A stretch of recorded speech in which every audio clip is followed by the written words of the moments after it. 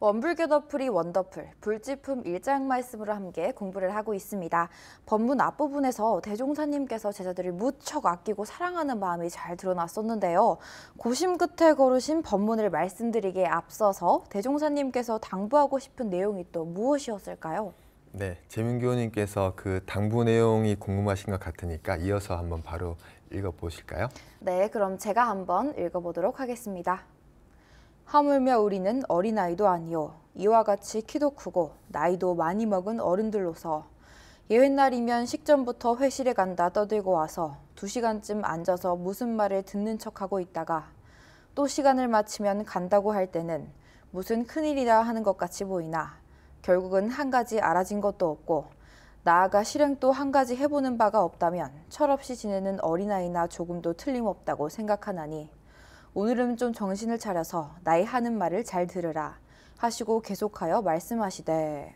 네, 그 당부의 말씀이 무엇인지 찾으셨나요? 예회, 그러니까 법회 출석에 관한 말씀이신 거네요. 네, 법회 출석에 대한 이야기도 하지만 또 법문을 대하는 우리의 자세라고 좀 더 볼 수 있을 것 같아요. 교당에 와서 2시간쯤 앉아가지고 무슨 말을 듣는 것처럼 이렇게 앉아 있다가 또 돌아갈 때는 오늘 뭔가 대단한 일을 한 것 같이처럼 이렇게 하고 큰 일을 한 것처럼 하고 이렇게 돌아가지만 결국은 한 가지 알아진 것도 없고 또는 한 가지도 실행하는 것이 없다 보니까 그런 것은 철없는 아이들이 장난질하고 노는 것과 조금도 다르지 않다. 철없는 아이들이 장난질하는 것과 조금도 다르지 않다라고 지금 당부를 하시는 말씀입니다. 앞서 이제 예외라고 이렇게 말씀해 주셨지만 우리가 스승님들을 대해서 종보사님을 대하든지 아니면 우리가 교당에서 또 교무님들과 스승님들과 이렇게 문답하는 시간을 갖든지 또는 우리가 이렇게 이런 시간을 통해서 대종경을 우리가 이렇게 공부하는 이런 시간을 가질 때의 자세도 다르지 않습니다. 이거 좀 저만 찔리는 건 아닐 것 같은데요. 사실 매번은 아니지만 아주 가끔 좀 법회 시간에 다른 곳에 좀 정신이 팔리거나 약간 졸 때가 있긴 하거든요. 이렇게 또 대종사님께서 정곡을 또 찌르시네요. 이것까지 알고 계실 줄은 몰랐어요. 재민교우님만 과연 그럴까요? 저도 분명히 그런 때가 있는 것 같고 우리 시청자분들께서도 아마 그런 때가 있으실 것 같아요. 우리가 공부를 한다고 하지만 실행한다는 건 참 쉽지가 않거든요. 정말 좋은 법문을 듣긴 했지만 그걸 내가 생활 속에서 실천한다는 건 정말 쉬운 일이 아닌 것 같아요. 대종사님께서 우리가 앞서 여러 번 이야기를 했지만 지금 이제 뒤에 해주실 법문은 고르고 골라서 정말 영생에 보감이 될 그 법문을 지금 해주시려고 하는데 왜 앞서서 이런 이야기를 이렇게 길게 하실까를 우리가 그 마음을 한번 이렇게 생각해 보아야 할 것 같습니다. 제일 귀한 법문을 지금 정말 중요한 말씀을 해주시려고 하는데에 이 이야기를 듣고 가서 단 한 번의 실천도 없다라고 하면 그건 어린 아이들이 소꿉장난한 것과 조금도 다르지 않다. 그래서 이 마지막에 정말 당부하신 이 말씀이 오늘은 좀 정신을 차려서 나의 하는 말을 잘 들으라 이렇게 이야기하시는데 그 부처님의 이 대종사님의 이 자비하신 이 말씀, 이 마음을 우리가 잘 받아서 이 법문을 받아줬으면 좋겠습니다. 대종사님처럼 이렇게 일깨워 주시는 말씀을 해주지 않으면 사실 건성으로 이제 법회에 나오면서 이게 또 습관이 될 수도 있겠다는 또 생각이 들거든요. 오늘 이렇게 듣고 정신을 차릴 수 있는 좋은 계기가 되는 것 같습니다. 네, 맞습니다. 재민교우님 말씀처럼 이 대종사님께서 지금 우리 눈앞에서 막 보물을 뿌려주고 계세요. 정말 좋은 법문을 가지고 막 보물을 뿌려주고 계시는데 이게 화면에 보이면 좋겠네. 막 법문이 막 보물이 막 금은 보화가 막 쏟아져 내려오고 있어요. 막 그래서 손만 이렇게 내밀면은 금은 보화가 내 손에 막 담기는 거예요. 막 자글자글 이렇게 막 담겨가지고 얼마나 좋습니까? 그냥 수천억 수백억의 이 금은 보화가 내 손에 지금 담겨가는 건데 손을 내밀지를 못하는 거예요. 이 손을. 그 모습을 바라보고 있는 이 대용사님의 심정이 이러시지 않으실까. 또 이 금은 보화라고 하면은 뭐 지금 일생을 한번 조금 잘 살 수 있는 정도가 될 수 있겠죠. 하지만 이 법문은 영생을 개척해 주시고 영생을 잘 살 수 있는 이 법문을 주시는 건데 이 대용사님 마음이 어떠실까 그런 생각을 한번 해보면 왜 이렇게까지 대용사님께서 경계를 하고 또 경계를 해주시는가 그 마음을 느낄 수 있을 것 같습니다. 네, 정말 이 부분을 또 마음 깊이 새겨야 할 것 같은데요. 교당을 이제 다녀가는 때의 마음, 이 시간처럼 법문을 또 대하는 마음, 그리고 평소 생활을 하면서 살아갈 때 대종사님과 그 말씀을 떠올리면서 반드시 또 실천이 가장 또 중요하잖아요. 실천으로 이어질 수 있도록 지금부터라도 다들 노력하시면 좋을 것 같습니다. 좋습니다. 실천하는 우리가 되리라 믿고 이제 본론으로 들어가겠습니다. 재민교 의원님께서 읽어주시죠. 네, 그럼 제가 한번 읽어보도록 하겠습니다. 내 오늘 말하여 주려 함은 다름이 아니라 여러분도 다 보아서 아는 바와 같이 이 세상에는 천산만산이 대소로 나열하여 있건만은 그중 제일 큰 산에 인적이 없고 수목이 많은 그 산이라야 천만 짐승이 찾아가서 몸을 의지하고 편히 살게 되며 또는 물도 태평양과 같이 큰 물이 되어야 보지도 못하고 이름도 모르는 대소의 고기가 많이 살게 되는 것이며 또는 수풀도 큰 수풀이 되어야 모든 새가 그곳에서 살게 되는 것과 같이 우리 사람도 도덕과 자비가 많이 있어야 만생이 그 은혜 밑에서 살게 되나니. 네, 큰 산이라야 그 산에서 짐승들이 의지하고 살게 된다고 하셨습니다. 그렇다면 이 나라고 하는 산, 이 나라고 하는 산에는 지금 몇 명이 의지하고 살고 있나요? 제가 한번 시간을 조금 드릴 테니까 우리 재민교우님도 또 우리 시청자분들도 이 나라고 하는 이 산에 지금 몇 명이 의지하고 살고 있나 한번 이렇게 곰곰이 한번 생각해 보면 좋겠습니다. 어떤가요? 몇 명이 살고 있는 것 같나요? 저는 저 혼자 의지하고 살아가고 있는 것 같은데요. 네, 그렇게 생각할 수도 있고 만약에 가족이 있는 분들은 뭐 2명, 3명, 많게는 한 8명 정도 아마 이 산에 의지하고 살 수 있다라고 생각하는 분도 계실 수 있을 것 같아요.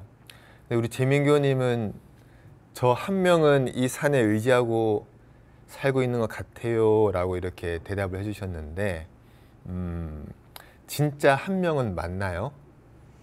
사실 제가 이제 외동이다 보니까 이제 책임을 오롯이 저 혼자 지고 있다라고 생각을 조금 하고 있기 때문에 저 혼자라고 대답했는데 어떻게 보면 셋이라고도 볼 수 있을 것 같아요. 네, 셋이라고 하니까 정말 대단하신 것 같고요. 제가 지금 이 산에 의지하고 살고 있나, 이 산에 의지하고 살고 있나 이렇게 자꾸 제가 여쭤봤는데 이게 어떤 말씀일까, 어떤 이야기일까 아마 재민교님이 조금 얼떨떨한 표정이신 것 같은데 한번 뒤에 법문 내용을 한번 같이 읽어보면 이해가 되실 것 같습니다. 뒷내용을 한번 읽어봐 주시겠어요? 네, 그럼 뒷내용도 읽어보도록 하겠습니다.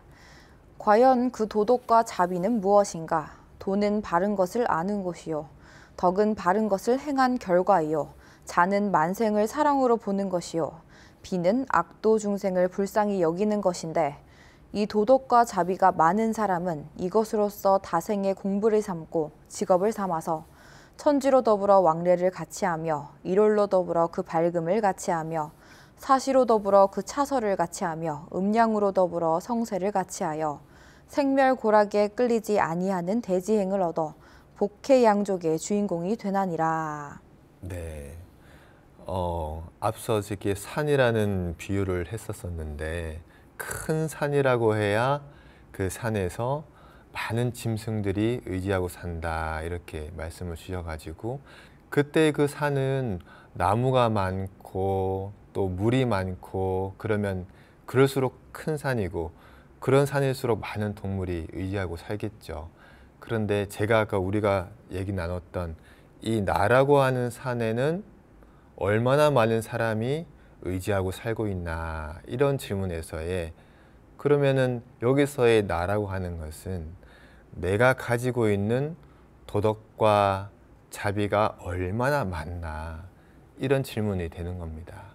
결국 단 한 명이라도 이 산에 의지해서 잘 살고 있다. 뭐 나라고 하는 이 나 하나만큼이라도 이 내가 만들어내는 도덕과 이 자비의 실천을 통해서 이 한 명이라도 내가 잘 살고 있나 그걸 한번 우리가 생각해 보자는 의미였죠.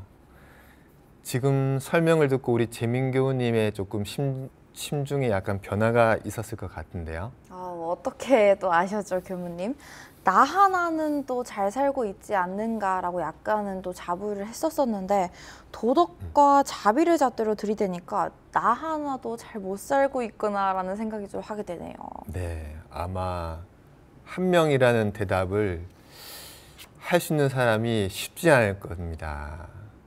도덕과 내가 만들어내는 도덕의 실천, 자비의 실천을 통해서 이 나라고 하는 한 명이라도 그 산 속에서 그 따스한 그 산 속에서 나 하나라도 잘 의지하고 살 수 있나 이렇게 하면 쉽지 않아요.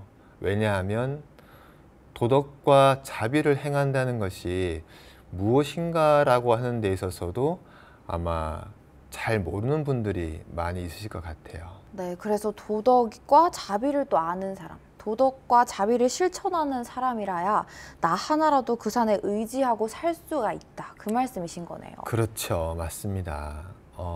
내가 실천하는 도덕과 자비의 실천이 커지면 이제 커져 나갈수록 그 산에 이제 의지하고 살 수 있는 사람이 이제 많아지겠죠. 제일 가까이는 이 나를 비롯해서 그 산이 조금 더 커져가면 가장 나와 이제 가까운 이제 인연들, 뭐 가족이 될 수도 있고, 친구가 될 수가 있고, 뭐 형제 자매가 될 수도 있고요. 이 산이 커져갈수록 이 도덕과 자비의 산 속에 의지할 수 있는 사람들이 많아지겠죠. 도덕과 자비를 키워야 한다. 이게 참 모호한 말인 것 같은데요. 도덕과 자비가 없는 삶은 또 어떤 삶이 되는 건가요? 만약에 우리 이 안에 그 산이 없다. 도덕과 자비의 산이 없다 그러면 이 한 몸도 어디에 의지하고 의탁할 곳이 없겠죠. 그러면 늘 원망이 나옵니다. 늘 원망이 나오고 한탄이 나오고 아쉬움이 나오고 시기와 질투가 나올 겁니다. 왜냐하면 우리는 모두가 다 그 도덕과 자비의 산에서 살고 싶은 욕구가 있거든요. 그런데 나에게 그러한 도덕과 자비를 줄 수 있는 산이 없다. 제일 좋게는 나 스스로가 그 산을 만들어낼 수 있어야 되는데 나조차도 그럴 수 없다 그러면 그 원망이 아주 크겠죠. 하지만 반대로 이 산이 늘 도덕과 자비의 그 산을 만들어 가는 데에 늘 기쁨이 있고 늘 산을 키워나가고 있는 그런 삶을 살고 있다. 그러면 늘 감사함이 넘치겠죠. 늘 감사함이 넘치고 늘 베품이 넘치겠죠. 베품이 넘친다는 것은 늘 보온하고 늘 불공하는 삶이 되겠죠. 그러면 아마 이 산에 살고 싶어하는 사람들이 아마 점점 더 늘어날 수밖에 없을 것 같아요. 그 재민교우님께서도 아직 지금 이 실마리를 못 잡은 것 같지만 이거를 기준을 챙기고 우리가 지금까지 공부했던 내용들을 다시 한번 곱씹어보고 다시 실천을 해보면 아마 이 감사와 이 무한한 은혜 속에 살게 될 것 같습니다. 정말 그런 날이 오겠죠. 그럼요. 또 이 감사와 은혜가 날로 커져 나가야만 또 이 도덕과 자비의 산이 커져 나갈 수 있고 그러면서 한 명, 두 명 점점점 이 산에 의지하고 싶은 사람이 많아지고 자연스럽게 나를 귀히 알고 나를 좋아하는 사람들이 많아지겠죠. 이게 가장 또 누구를 위해서 하는 일인가, 만약에 누군가를 위해서 해야 되는 일이다라고 하면은 고달픈 일이 될 수도 있겠죠. 나는 힘든데 이 도덕을 행하고 자비를 행하는 길이 누군가를 위해서 해야 되는 일이다. 나는 힘든데 이런 조건이 된다 그러면은 하루 이틀은 좀 할 수 있을지 몰라도 계속해서 하긴 힘들 거예요. 하지만 이 일이 가장 재미가 있고 가장 큰 기쁨이 있는 것을 우리가 알아갈 수 있기 때문에 다생을 통해서 영생을 통해서 이 일을 또 하고 또 하고 끊임없이 해나갈 수 있는 것 같습니다. 그렇게 이 일을 쉬지 않고 잠시도 쉬지 않고 이 도덕과 자비를 행하는 그런 분을 우리는 부처님이라고 바로 부르고 그 부처님의 오늘의 그 모습을 이 시간을 통해서 우리가 함께 배워보고 있습니다. 제가 도덕과 자비의 산을 또 넓혀가다 보면 또 부처가 될 수도 있는 거네요. 그렇죠. 도덕과 자비를 우리가 얼마만큼 키워나가느냐가 바로 이 부처님이 되느냐 아니냐, 지금 이 불지품을 통해서 부처님을 닮아가느냐 아니면 못 닮아가느냐 하는 그런 차이가 되겠고요. 어떻게 하면은 그럼 이 산을 크게 쌓아갈 수 있을 것인가, 이 다음 내용을 통해서 우리 함께 공부해 보도록 하겠습니다. 네, 그럼 한번 읽어보도록 하겠습니다. 하시며 또다시 말씀하시되 정각으로서 정행을 하며 사랑으로서 불쌍함을 제도하는 것이 과거 재불조사의 지행이며 그 업인 동시에 그와 반대로 범부와 중생은 탐진치에 끌려서 바른 자리 알기가 어렵고 바르게 행하기가 어렵고 만생을 사랑으로 보기가 어렵고 악도 중생을 불쌍함으로써 제도하기가 어렵게 되므로 서로 만나는 대로 원망을 받게 되나니 어찌 죄악이 없으리요. 우리 범부와 중생도 또한 과거 재불조사의 지행만 체득하면 곧 조사의 위를 얻나니라 하시더라. 네, 우리가 도덕과 자비의 산을 키워가는 방법이 여기 있습니다. 사랑으로서 불쌍함을 제도하는 것이다. 여기 어려운 것이 있나요? 아니요. 너무 쉽게 잘 풀어주셔서 좀 곤란한데요.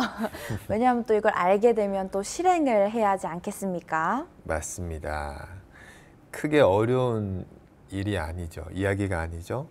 그래서 우리도 이게 크게 어려운 일이 아니기 때문에 우리도 모르게 이렇게 성인이 될 때가 있습니다.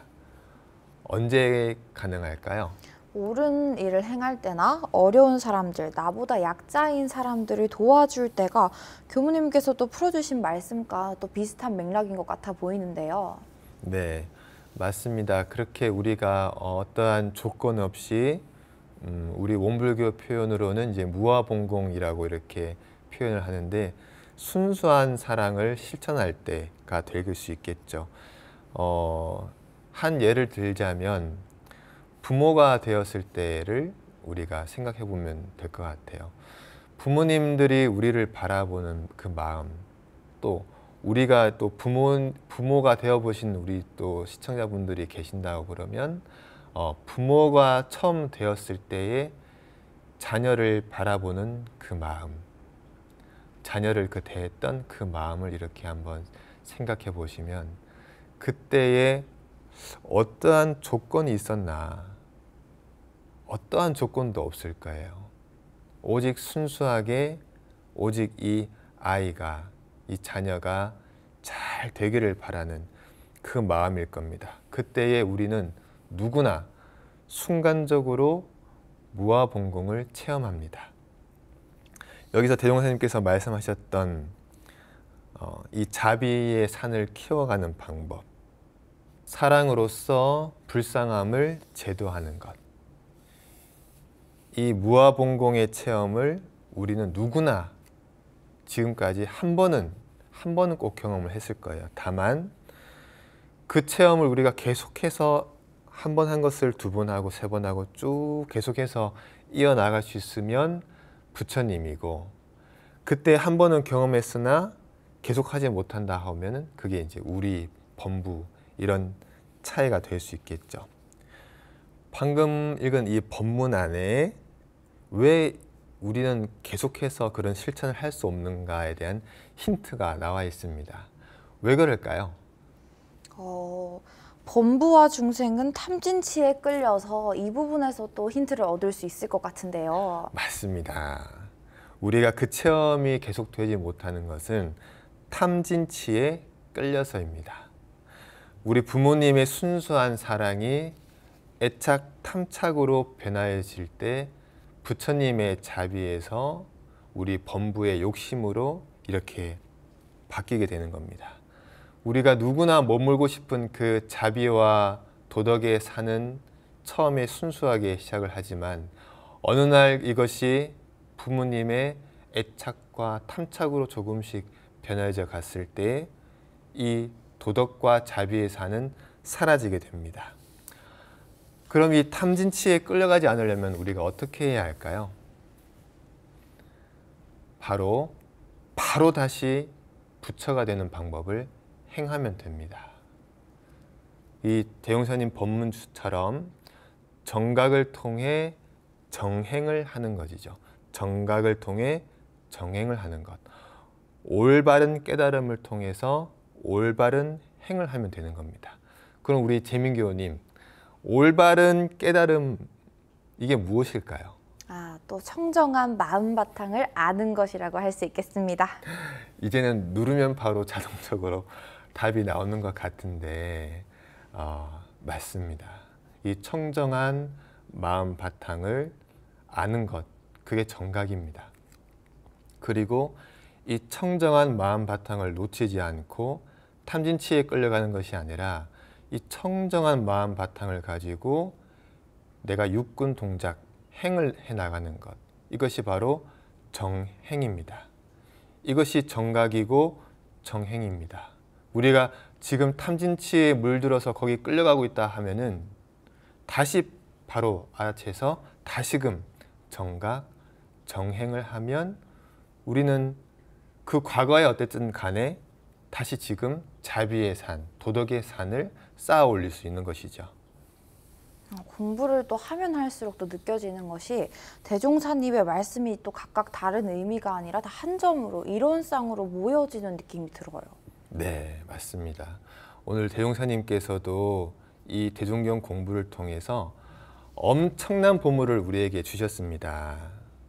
그 앞서 처음에 우리가 표현을 지금 앞에 막 보물이 막 쏟아지고 있다고 이렇게 얘기를 했는데 우리 재민교우님도 그리고 저도 또 우리 시청자분들도 손을 이렇게 내미는 것, 청정한 이 마음을 챙겨서 한번 체험해보고 실행해보는 것, 그걸 통해서 이 무수한 보물을 받아가셨으면 좋겠습니다. 네, 오늘 이렇게 불지품 1장 법문 하나로 또 1시간 이렇게 꽉 채웠는데요. 이 중에서 또 오늘의 한마디를 놓칠 수 없죠. 한마디 해주신다면요? 네, 대웅사님께서 주신 보물을 한아름 받아서 자비와 도덕의 산을 마음껏 키워나가 보자, 이렇게 표현해보고 싶습니다.